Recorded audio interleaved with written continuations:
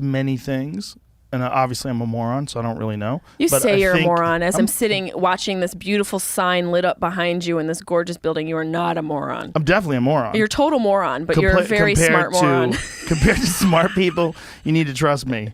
I'm a legit moron. But I have a way of looking at things I'm a little freer in my associations because I don't worry about being fired. Yes. Right? And so I haven't worried about being fired for a long time. So I have a certain freedom in the way I look at things. But that's not intelligence. But my point is that I don't remember my point. What were we talking about? We were talking about serial killers. Yeah. If you could take that child and raise it differently, would it turn out to be an amazing person? See, like, what happens to a person? You know the concept of determinism? Do you know that over free will? Right.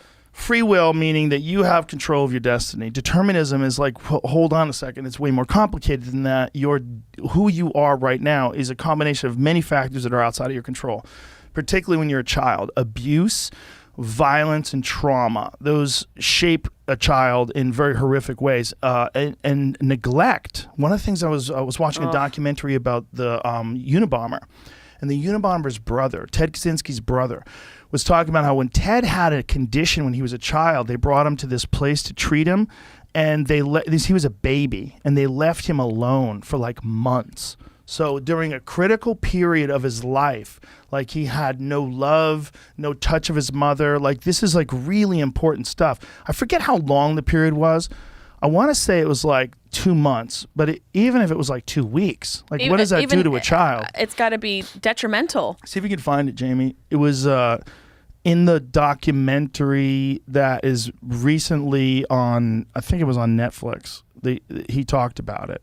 You know, so he lived in this shack in Montana, and he would point guns at people and not kill them, and then he starts writing this manifesto, and then he starts sending bombs to people. But there's so many factors there. Here's one besides the fact that his parents left him in this place. They definitely left him in this place for a period of time that I think was pretty extended. I think it was at least 2 weeks. It might have been 2 months. Jesus. He was also part of the Harvard LSD experiment. Oh, shit. So in Harvard, during the I guess it was 50s, not sure, when he was going to school at Harvard, they were doing these LSD studies. And was it like MK Ultra? You don't know, right? I would say, no, I don't know. They must have had branches. For sure. They had studies 100%. and things helping them fuel their own 100%. study. I don't find a time, but this is what it says about it.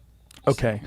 When Ted Kaczynski was at a tender age, he got sick and was taken to a hospital with hives or swollen red bumps that appeared on his skin. His family said he was isolated from his parents as doctor tried to determine what was wrong with the infant. Mom always faulted the hospital. They would have been there every day visiting, but the hospital said no. David Kaczynski said in the docuseries, it was kind of like, we don't want parents to be in the way. We've got our work to do. We have our little baby to cure, so keep your distance. They were only allowed to visit him 2 times a week for 2 hours. Oh, my God. It's insane. I mean, so then you think about us look being in quarantine. Bottom. Are we going to create serial killers? A little bit, but look at the bottom. He'd come out, and he'd never been the same after that, she said. So it changed him as a toddler. So you got that.